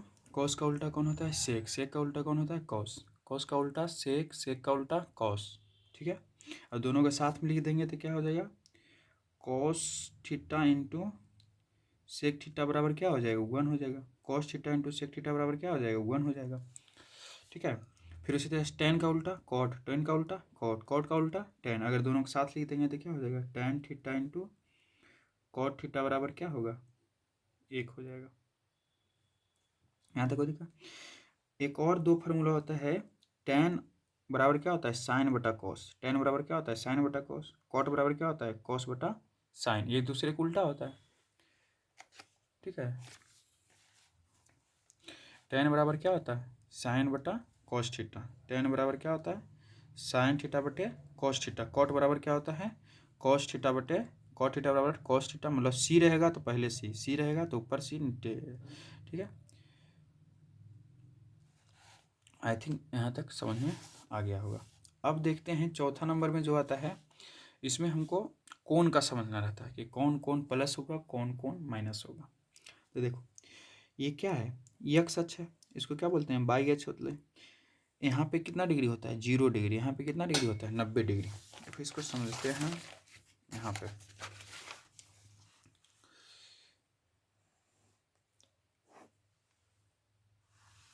ठीक है, इसको क्या बोलते हैं यक्स अक्ष बोलते हैं, इसको क्या बोलते हैं बाई अक्ष बोलते हैं। यहाँ पे क्या होगा 0 डिग्री होगा, यहाँ पे कितना होता है 90 होता है, यहाँ पे कितना होता है 180 होता है, यहाँ पे कितना होता है 270 होता है, फिर कितना हो जाएगा 360 होगा, फिर इसी तरह से बढ़ते रहता है। ठीक है, ठीक है, 0 डिग्री से 90 डिग्री तक अगर जाएंगे, 0 डिग्री से 90 डिग्री तक जाएंगे तो कौन पद में आएगा प्रथम पद में, इसको क्या बोलते हैं फर्स्ट पद, इसको क्या बोलते हैं सेकेंड पद, इसको क्या बोलते हैं थर्ड पद, इसको क्या बोलते हैं फोर्थ पद। ठीक है, अगर प्रथम में आएगा तो इसमें क्या होता है ऑल पॉजिटिव, ऑल पॉजिटिव कहने का मतलब साइन भी प्लस होगा, कॉस भी प्लस होगा, टेन भी प्लस होगा, सब प्लस होगा, कोसेक सेक कोट सब क्या होगा इसमें प्लस होगा। जैसे ही 90 से 180 के बीच में आ जाएंगे, कहाँ जाएंगे 90 से 180 के बीच में आ जाएंगे, तब क्या होगा केवल साइन और कॉस क्या होगा, साइन और कोसेक क्या होगा प्लस होगा, बाकी सब माइनस होगा, बाकी सब क्या होगा माइनस, ये सब क्या होगा प्लस होगा, बाकी सब माइनस। इसमें क्या होगा टेन और कॉट, टेन और कॉट क्या होगा प्लस हो, बाकी सब माइनस। यानी इसमें अगर मान लो सेकंड दूसरा पाद में क्या आ जाए कॉस आ जाए, सेक आ जाए, टेन आ जाए, कॉट आ जाए, तो क्या होगा वो माइनस होगा, उसका वैल्यू क्या होगा माइनस होगा। इसमें क्या साइन आ जाए, कोसेक आ जाए, कॉस आ जाए, सेक आ जाए, तो क्या होगा उसका वैल्यू माइनस होगा। इसमें क्या होगा कॉस और सेक ये दोनों का प्लस होगा, बाकी सब माइनस। ये याद रखेंगे, इससे बहुत सारा हेल्प मिलेगा। जैसे अब क्वेश्चन रहेगा साइन 90 माइनस थीटा, क्या रहेगा साइन 90 माइनस थीटा, तो हमेशा ध्यान रखिएगा जब भी 90 आए और 270 आएगा, मतलब ऐसे तुमसे ज़्यादा 90 ही पूछेगा, 90 और 270 तो क्या होगा चेंज होगा, चेंज मतलब बदलेगा, क्या बदलेगा साइन बदलता है कॉस में, साइन बदलता है कॉस में, टेन बदलता है कॉट में, टेन बदलता है कॉट में, कोसेक बदलता है सेक में। ये हमेशा ध्यान रखिएगा। जब भी अगर 90 से स्टार्ट होगा, क्या चीज़ से स्टार्ट होगा 90 से स्टार्ट होगा, क्या चीज़ से स्टार्ट होगा 90 से, जैसे 90 माइनस थीटा, 90 प्लस थीटा, कुछ भी रहेगा साइन 90 प्लस थीटा, कॉस 90, तो साइन किस में बदलेगा कॉस में, टेन किस में बदलेगा कॉट में, कोसेक किस में बदलेगा सेक में। फिर उसी से उल्टा कॉस किस में बदलेगा साइन में, कॉट किस में बदलेगा टेन में, सेक किस में बदलेगा कोसेक में। ठीक है, यहाँ तक सबको क्लियर हो रहा होगा। अगर यही रहेगा 180, क्या रहेगा मतलब जैसे sine 180 minus sine 180 minus theta रहेगा, साइन 180 माइनस थीटा रहेगा, तब क्या करेगा इसमें सेम रहेगा, क्या रहेगा सेम रहेगा। जैसे साइन अगर रहेगा साइन 180 माइनस थीटा, तो इसका जो वैल्यू आएगा क्या आएगा साइन में ही आएगा, कॉस 180 माइनस थीटा तो कॉस में ही आएगा, टेन रहेगा तो टेन में आएगा। मतलब इसमें क्या होगा जब 180 रहेगा सम, 180 सम संख्या, मान लो ये 8 के लेके 18 के लेके चलते हैं, तो 8 क्या 18 क्या है सम संख्या, तो सम वाला रहेगा तो क्या होगा सेम रहेगा। 9 क्या है विषम, तो विषम वाला रहेगा तो क्या होगा चेंज होगा। ठीक है, यहाँ तक समझ में आएगा, ये समझ गए होंगे, तब इसके आधार पर बहुत सारा फार्मूला ये समझ में आ रहा होगा। साइन 90 माइनस थीटा क्या हो जाएगा कॉस में चेंज होगा। ठीक है, फिर कॉस किस में चेंज होगा साइन में चेंज होगा।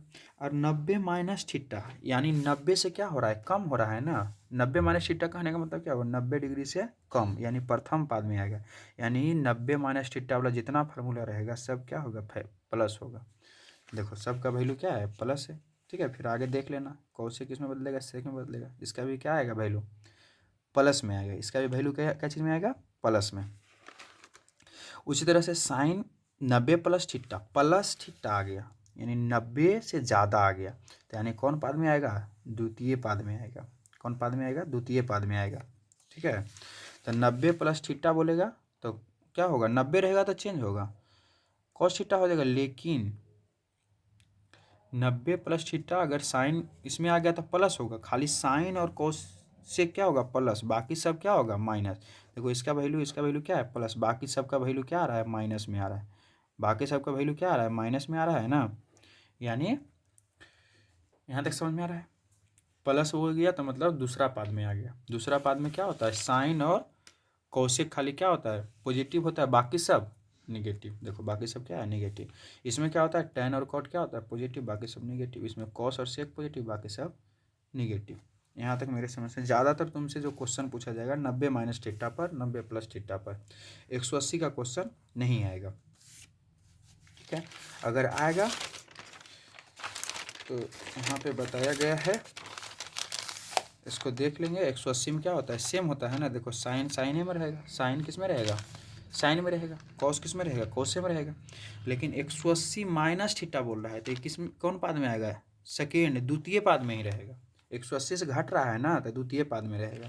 ठीक है, तो उसमें क्या होता है साइन और कॉस से क्या होगा पॉजिटिव, बाकी सब निगेटिव रहेगा। ठीक है, वही सेम चीज़ फिर उसी तरह से सब भरा हुआ है। फिर यहाँ आ जाओ, एक दो फार्मूला ये सब तो ऐसे यूज नहीं होगा, लेकिन तब पर भी हम देख लेते हैं। साइन ए प्लस बी बोले तो अगर प्लस में बोले और साइन ए प्लस बी बोले तो साइन के साथ ए और साइन के साथ बी, सॉरी कॉस के साथ बी, फिर प्लस साइन के साथ बी और कॉस के साथ ए, ये होता है। माइनस बोलेगा तो बीच में क्या आ जाएगा, minus sine a cos b, sine b cos a, ये क्या हो गया, sine a minus b. Minus में रहेगा, प्लस में रहेगा तो दोनों कॉस के साथ, फिर दोनों साइन के साथ माइनस, यहाँ प्लस तो यहाँ पे क्या होगा, माइनस होगा। यहाँ पे प्लस रहेगा तो यहाँ पे क्या होगा, माइनस होगा। यहाँ पे माइनस रहेगा तो यहाँ पे क्या होगा, प्लस होगा। दोनों कॉस में ध्यान रखना, दोनों क्या होता है, एक ही होता है। पहले कॉस कॉस आता है, फिर उसके बाद साइन साइन आता है। लेकिन इसमें क्या था, एगो साइन एगो कॉस, फिर उल्टा करके साइन और कॉस। ठीक है, यहाँ तक समझ में आ रहा है। एक और एंगल वाला, एंगल याद करने के लिए हम क्या करेंगे, सबसे पहले मान लो एक लाइन याद करना है तुम लोग को, 0, इसको निकालने का ट्रिक भी है। 0 1 2 3 4, यहाँ तक जाना है। लास्ट में कितना संख्या है, 4। 4 से क्या करेंगे, सबको भाग देंगे। 4 से क्या करेंगे, भाग देंगे। और सब का क्या करेंगे, अंडर रूट। सब का क्या करेंगे, अंडर रूट। सब का क्या करेंगे, अंडर रूट। क्या आएगा इसके, यहाँ वैल्यू क्या आएगा, 0 में भागा देंगे 0 हो जाएगा। 1 से भागा देंगे तो 1 का अंडर रूट क्या होगा, 1 होगा। 4 का अंडर रूट क्या होगा, 2 होगा। ठीक है, अभी देखो 2 से कट जाएगा, 2 मतलब में कितना हो जाएगा, 1/√2 होगा। ठीक है, फिर ऊपर में देखो 3 फंस जाएगा ना, 3 से अंडर रूट नहीं निकलेगा। 4 का अंडर रूट कितना हो जाएगा, 2 हो जाएगा। फिर यहाँ पे क्या हो जाएगा, ये तो कट के 1 हो जाएगा, तो इसका वैल्यू क्या आ जाएगा, 1 हो जाएगा। अब यही लाइन तुमको याद करना है। ये हमेशा कितना डिग्री की वैल्यू, 0 डिग्री की। ये कितना डिग्री के, 30 डिग्री की। ये कितना डिग्री के, 45 डिग्री की। ये कितना डिग्री के, 60 डिग्री के। ये कितना डिग्री के, 90 डिग्री का। ठीक है, ये साइन का है। एक साइन का याद करोगे बाकी सब याद हो जाएगा। साइन का बोलो, 0 1/2, 1/√2, √3/2 और 1। 0 पहले 0 होता है, फिर 1/2 आता है, फिर इसको 2 को क्या करते हैं, बंद कर लेते हैं। फिर 3 आता है, 3 को बंद कर लेते हैं, फिर 1 हो जाता है, सबको छोड़ देते हैं। मतलब 0 1/2, चलते फिरते याद रखना है सब समय। 0, अगर सारा एंगल का क्वेश्चन बनाना चाहते हो तो ये पूरा याद रहना चाहिए, ओट पर रहना चाहिए। जब भी कोई पूछे साइन 30 कॉस 10 30, तो ये याद रहना चाहिए। तो साइन 0 0 होगा, इस तरह से भी पढ़ सकते हैं, sine 0 0, sine 30 1/2, sine 45 1/√2, sine 60 √3/2, sine 90 1। इस तरह से रटोगे, रटना है इसको। या तो समझ में आ गया होगा, जिसको आँख बंद झाँपते हैं इसको बोलो।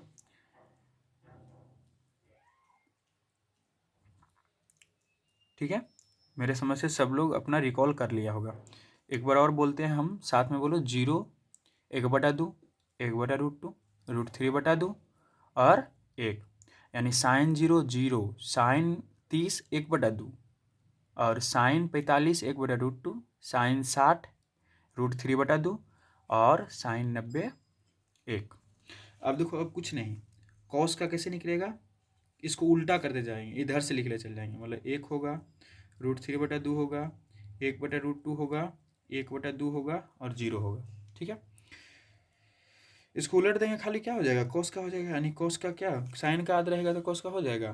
ठीक है, फिर टेन में क्या करेंगे, टेन में हम उसी समय बताए थे, टेन बराबर होता है साइन बटा कॉस। टेन बराबर क्या होता है, साइन बटा कॉस। तो इसको भागा देते जाएंगे।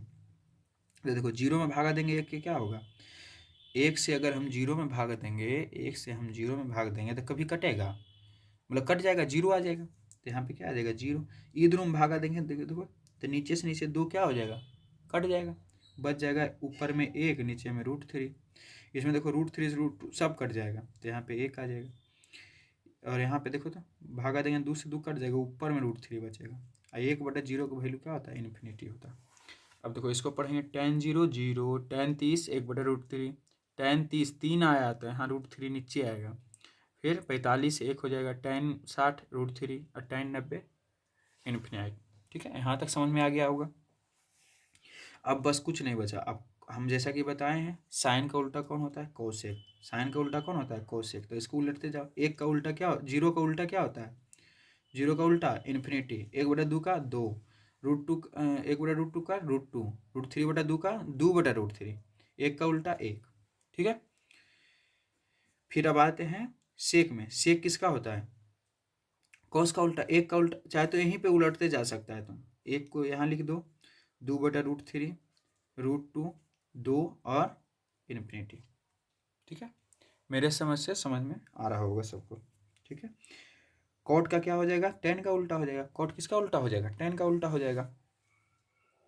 कॉट किसका उल्टा हो जाएगा? टेन का। तो देखो, 0 का उल्टा इन्फिनिटी, 0 का उल्टा इन्फिनिटी, 1/√3 का उल्टा √3, एक का उल्टा एक, और √3 का उल्टा 1/√3, और इन्फिनिटी का उल्टा 0। हमेशा याद रखना, इन्फिनिटी का उल्टा 0, 0 का उल्टा इन्फिनिटी, ये याद होना चाहिए। ठीक है। मेरी समस्या समझ में आ गया होगा। ऐसे इसका हम क्या करते हैं, टेबल बना लेते हैं। क्या करते हैं? टेबल बना लेते हैं। और ये टेबल सब लोग अपने मन से बनाएगा। क्या बनाएगा? अपने मन से टेबल बनाएगा। इस तरह से तो बहुत किताब, गेस्ट पेपर जहाँ भी मिलेगा सब जगह मिलेगा। पहले इधर लिखेंगे साइन, क्या, कॉस, टैन, कोसेक, सेक, कॉट। इधर एंगल लिखेंगे 0 degree, 30 degree, 45 degree, 60 degree, 90 degree. अपने मन से बनना चाहिए। ये टेबल पूरा भरोगे अपने मन से। ठीक है।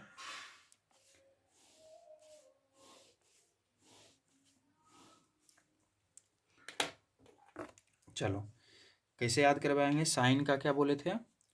पहले 0, 1/2, 1/√2, फिर √3/2, फिर क्या, 1। फिर इसको क्या कर दिए थे? उलट दिए थे। फिर क्या कर दिए थे? उलट दिए थे। क्या कर दिए थे? इसको उलट दिए थे। तो उल्टो, यहाँ पे 1 आ जाएगा, यहाँ पे √3 आ जाएगा, √3/2 आ जाएगा, यहाँ पे क्या आएगा? 1/√2 आ जाएगा, यहाँ पे क्या आएगा? 1/2 आएगा, यहाँ पे क्या आ जाएगा? 0 आ जाएगा। ठीक है। फिर ये दोनों क्या करते गए थे? भागा। तो 0 में भागा देंगे 1 से तो क्या होगा? 0 में भागा देंगे 1 से तो क्या होगा? 0 होगा। फिर इसको भागा देंगे, देखो नीचे से 2 कट जाएगा ना, तो ऊपर में बचेगा 1, नीचे में बचेगा √3। ठीक है। फिर ये दोनों तो सेम है, सेम से सेम कट जाएगा तो 1 आ जाएगा। फिर ये दोनों में भागा देंगे नीचे, तो नीचे से 2 कट जाएगा, ऊपर में बचेगा √3। फिर 1 में भागा देंगे 0 से तो क्या हो जाएगा? इन्फिनाइट। मेरे समझ से यहाँ तक समझ में आ गया। अब साइन का उल्टा कौन होता है? कॉसेक। कॉस का उल्टा कौन होता है? सेक। टैन का उल्टा कौन होता है? कॉट। अब उल्टा करते जाओ। साइन का उल्टा, 0 का उल्टा हमेशा क्या बताए? इन्फिनाइट। 0 का उल्टा हमेशा क्या होता है? इन्फिनाइट। इन्फिनाइट का उल्टा 0। ठीक है। अब देखो, 1/2 का उल्टा 2, 1/√2 का उल्टा √2, √3/2 का उल्टा 2/√3। ठीक है। 1 का उल्टा 1। यहाँ तक कोई दिक्कत? अब देखो, उसी तरह से कॉस का उल्टा, तो 1 का उल्टा क्या होगा? 1 क्या होगा? √3/2 का उल्टा 2/√3 होगा। 1/√2 का उल्टा √2 होगा, और 1/2 का क्या उल्टा हो जाएगा? 2 हो जाएगा। 0 का उल्टा क्या है बताए? इन्फिनाइट। फिर उसी तरह से टेन का उल्टा करेंगे। 0 का उल्टा क्या होता है? इन्फिनाइट होता है। फिर 1/√2 का उल्टा √3, 1 का उल्टा 1, √3 का उल्टा 1/√3, इन्फिनाइट का उल्टा 0। ठीक है। मेरे समझ से ये सारा क्लियर हो गया होगा। अगर ये याद हो गया होगा तो वीडियो को लाइक करें और अपने दोस्तों के साथ शेयर भी करें, ताकि उसको भी क्या हो जाए? ये याद हो जाए, उसको रटने का ज़रूरत नहीं हो। ठीक है। अब इसके आगे इस पर बहुत सारा डायरेक्ट तुमसे क्वेश्चन पूछेगा। टैन 30 का वैल्यू होता है 1/√2, टैन 60 का value 1/√3, cosec 45 √2, cosec 45 √2, cot 45 1, cot 90 0। तो इस तरह से क्वेश्चन तुम बना करके क्या कर सकते हो? याद करके बना सकते हो। ठीक है। अगर याद हो गया होगा तो अच्छी बात है। अब हम चलते हैं इसका अनुप्रयोग में, त्रिकोणमिति का अनुप्रयोग में। त्रिकोणमिति का अनुप्रयोग में बस 2 ही चीज़ समझना है, उन्नयन कोण और अवनमन कोण। उन्नयन कोण और अवनमन। उन्नयन कोण मतलब क्या होता है? जब हम उन्नयन मतलब ऊपर, उन्नयन मतलब ऊपर, जब नीचे से हम कहाँ देखते हैं? ऊपर की ओर। जब नीचे से हम कहाँ देखते हैं? ऊपर की ओर, तो क्या बनता है? उन्नयन कोण बनता है। अवनमन कोण जब ऊपर से नीचे गए, जैसे हम नीचे से टावर को देख रहे हैं, टावर के ऊपर वाला झंडा लगा हुआ है उसको देख रहे हैं, तो उस समय हमारे आँख पर क्या बनेगा, उन्नयन कोण बनेगा। अगर हम टावर पर चढ़ करके नीचे देख रहे हैं, नीचे देख रहे हैं, तो उसमें उस समय कौन कौन बनेगा, अवनमन कोण बनेगा। ठीक है, ऐसे दोनों लगभग क्या होता है, बराबर ही होता है। अवनमन कोण देखो यहाँ पे बनेगा। ठीक है, इसका तो क्वेश्चन बताएंगे तब ये अच्छा से क्लियर आएगा। अब वृत्त में आ जाते हैं। वृत्त का क्षेत्रफल क्या होता है, पाई आर स्क्वायर। परिधि क्या होता है, 2 पाई आर। या तो इसी को कभी कभी 2 r मिल करके क्या बन जाएगा, जैसे व्यास बराबर क्या होता है, वृत्त का व्यास बराबर क्या होता है, 2r होता है ना। इसी को डी बोलते हैं, व्यास को क्या बोलते हैं, डी। तो डी बराबर 2r। तो इसी को हम कभी कभी पाई डी लिखते हैं। क्या लिखते हैं, इसी को क्या लिखते हैं, पाई डी लिखते हैं। अब देखो त्रिज्यखंड का क्षेत्रफल θ/360 पाई आर स्क्वायर। मतलब जैसे देखो त्रिज्यखंड मतलब यही होता है, त्रिज्यखंड मतलब जैसे पूरा भाग कितना है, 360 कितना है, आई थीटा वाला भाग में हम भर रहे हैं। ठीक है, तो उसको हम θ/360 गुने पाई आर स्क्वायर। चाप की लंबाई पूछेगा तो क्या होगा, उसमें खाली करेंगे 2 पाई आर से गुना करेंगे। दीर्घ में क्या करेंगे, पाई आर पूरा वृत्त के क्षेत्रफल में त्रिज्यखंड के क्षेत्रफल घटा देंगे। लघु वृत्तखंड के क्या करेंगे, लघु वृत्तखंड पूरा त्रिज्यखंड के क्षेत्रफल निकालेंगे। वृत्तखंड देखो ये होता है, इसको बोलते हैं लघु वृत्तखंड। आई पूरा बड़का को क्या बोलते हैं, दीर्घ वृत्तखंड। तो वृत्तखंड क्या निकलेगा, त्रिज्यखंड का क्षेत्रफल निकाल के उसमें क्या करेंगे, ये इसको घटा देंगे। ठीक है, अब इसी तरह से संगत, ये देखो हम शॉर्ट ट्रिक बताएंगे, लेकिन इसके लिए आपको अगले वीडियो का इंतजार करना पड़ेगा। ठीक है, अगले वीडियो में इसका शॉर्ट ट्रिक बताएंगे, डायरेक्ट परिधि निकालने के लिए, परिमाप निकालने के लिए, क्षेत्रफल निकालने के लिए। अभी के लिए इतना ही याद करें, 7, 44, 154। किसी वृत्त का अगर 154 क्षेत्रफल दिया हो तो उसका त्रिज्या 7 होगा, 7 दिया हो तो उसका क्षेत्रफल 154 होगा। अब आगे लास्ट आ गया है पृष्ठीय क्षेत्रफल और आयतन। पृष्ठीय क्षेत्रफल और आयतन, तो इसमें हम डायरेक्ट आते हैं घनाभ। ये तो आयत वर्ग, आयत हो गया, वर्ग हो गया, ये सब जानता होगा। हम डायरेक्ट आ जाते हैं इसमें घन और घनाभ। सबसे पहले घन में पूछता है कितना सतह होता है, तो 6 सतह होता है। कितना सतह होता है, जैसे घन मतलब बोलेगा तो घन का मतलब क्या समझोगे, ये देखो ये किताब तुम्हारा क्या है, घन, बहुत छोटा हो गया, किताब समझ लो क्या है, घन है। ये क्या है, घन है। चाहे तुम्हारा रूम, जिस रूम में बैठ करके तुम पढ़ रहे हो, वो क्या है, एक प्रकार का घनाभ का आकार का है। तो घनाभ में सतह देखो, दीवाल, कितना दीवाल है तुम्हारा, तो दीवाल का हो गया 4, लेकिन एक ऊपर छत और एक नीचे क्या है, फर्श। ठीक है, जमीन जिसको बोलते हो, तो दोनों मिलाकर के कितना हो गया, 6 हुआ। यानी सतह कितना होता है, 6 होता है। शीर्ष कितना होता है, 8। कोना देखो, कोना ऊपर में 4 कोना है, दिख रहा है, नीचे में भी कितना कोना है, 4 कोना, यानी 4 4 कितना हो गया, 8 हो गया। किनारा क्या होता है, 12। 12 मतलब देखो कोना, मतलब क्या उसको बोल सकते हैं, किनारा मतलब जैसे देखो 4 गो क्या है, दीवार के साथ 2 गो दीवार जहाँ जुटा हुआ है, 2 गो दीवार जहाँ जुटा हुआ है वो एक हो गया। तो उस तरह से 4 गो हो गया। फिर ऊपर में क्या है, छत जो दीवार से जुटा हुआ है वो 4 गो हो गया, 4 4 8 हो गया। नीचे में फिर जमीन जुटा हुआ है, तो 4 4 कितना हो गया, 8 4 12 हो गया। ठीक है, अब देखो चारों दीवारों के क्षेत्रफल पूछे, क्या पूछे, चारों दीवारों का क्षेत्रफल। तो अगर घन बोलेगा तो घन मतलब क्या, घन किससे बनता है, वर्ग से बनता है। घन किससे बनता है, यानी वर्ग का सबका क्षेत्रफल क्या होता है, बराबर होता है। इस क्षेत्रफल चारों तरफ क्या होगा, बराबर होगा। तो इसीलिए घन चारों दीवारों के क्षेत्रफल पूछे, या घन का वक्र क्षेत्रफल बोले तो क्या हो जाएगा, 4 गुने भुजा स्क्वायर, या भुजा को ए मान लेंगे तो क्या हो जाएगा, ए स्क्वायर हो जाएगा। घन का पूर्ण क्षेत्रफल, ध्यान से देखना है क्वेश्चन में क्या बोला है, तब बनाना है। इसमें कैसा सतह है, 6 है, और 6 वो क्या है, वर्ग है। वर्ग क्या होता है, बराबर होता है, यानी 6 गुना क्या हो जाएगा, भुजा स्क्वायर हो जाएगा। ठीक है, विकर्ण क्या होता है, घन का विकर्ण क्या होता है, √3 गुना भुजा हो जाता है। √3 गुना क्या होता है, भुजा होता है। जिसको ये सब याद है वो स्पीड करके देख सकता है, 2 गुना स्पीड कर लो, उसके बाद उसको देख लो। ठीक है, और सारा फार्मूला रिकॉल एक बार में हो जाएगा। घन का आयतन क्या होता है, आयतन मतलब लंबाई गुने चौड़ाई गुने ऊंचाई, यानी इसमें लंबाई चौड़ाई ऊंचाई सब क्या है, बराबर है, तो इसीलिए क्या हो जाएगा, एक ही हो जाएगा। उसी तरह से घनाभ भी घने के जैसा होता है, इसमें खाली क्या होता है, प्रत्येक सतह जो होता है आयताकार होता है, इसमें प्रत्येक सतह क्या हुआ था, वर्गाकार। इसका सतह कैसा था, वर्गाकार। इसमें क्या होता है, सतह आयताकार। कोई दिक्कत? तो इसमें भी सतह कितना होगा, 6 होगा, शीर्ष कितना होगा, 8 होगा, 12 होगा। इसको देख लेना पहले। सतह जैसे देखो 4 गो दीवार है तुम्हारा रूम में, 4 दीवार है, और एक छत और एक नीचे, कितना हो गया, 6 हुआ। शीर्ष मतलब क्या बताए, 4 गो देखो तो कोना ऊपर में दिख रहा है तुमको, और 4 गो नीचे में कोना, यानी 4 4 कितना हो गया, 8। अच्छा, किनारा किसको बोले, जहाँ दीवार जिससे टच है, 2 दीवार देखो टच टच कितना है, 4 गो, फिर ऊपर छत के साथ 4 गो, फिर नीचे जमीन के साथ 4 गो, तो 4 चौक 4 तिया कितना हो गया, 12। अब उसी तरह से घन का आयतन क्या होता है, घनाभ का आयतन क्या होता है, लंबाई गुने चौड़ाई गुने ऊंचाई, LBH। फिर इसका पृष्ठीय क्षेत्रफल क्या होता है, पूर्ण पृष्ठीय क्षेत्रफल। ये क्या बोल रहा है, पूर्ण बोल रहा है, क्या हो जाएगा, 2 × LB + BH + HL metre square में होगा। हाँ, यूनिट भी ध्यान देना, देखो यहाँ से हम सब यूनिट भी दिया है, सब यूनिट। आयतन हमेशा क्या होगा, मीटर क्यूब में, क्षेत्रफल हमेशा क्या होगा, मीटर में, विकर्ण हमेशा क्या होगा, मीटर में, सॉरी क्षेत्रफल क्या होगा, मीटर स्क्वायर में होगा। फिर चारों दीवार को इसमें क्या होता है, 2 गुने लंबाई जोड़ चौड़ाई गुने ऊंचैया, 2 गुने ऊंचैया इंटू लंबैया जोड़ चौड़ैया, ठीक है, या तो 2 × लंबाई + चौड़ाई गुने ऊंचाई होता है, ठीक है। अगला आता है बेलन। देखो यहाँ पे बेलन है।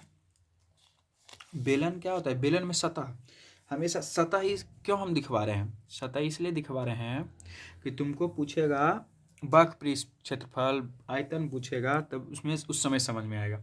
अच्छा बताओ, बेलन में कितना सतह होता है, बेलन मतलब समझ लो सिलेंडर, बेलन मतलब समझ लो बेलन मतलब कोई डिब्बा समझ लो। डिब्बा में कितना सतह होता है, एक देखो सतह होता है जो चारों तरफ गोल होता है, एक सतह क्या होता है, चारों तरफ गोल होता है, और दूसरा सतह क्या होता है, ऊपर होता है, तीसरा सतह क्या होता है, नीचे होता है। यानी कितना सतह होता है, 3 सतह होता है, जिसमें 2 क्या होता है, वृत्ताकार। देखो एक ऊपर में वृत्त है, एक नीचे में वृत्त, 2 क्या है, वृत्ताकार, एक क्या है, वक्र। वक्र मतलब चारों तरफ जो है गोल घुमा हुआ। तो इसका आयतन क्या होता है, πr² H। आयतन क्या होता है, πr² H होता है। आयतन क्या होता है, πr² H। वक्र पृष्ठ क्षेत्रफल क्या होता है, 2πrh।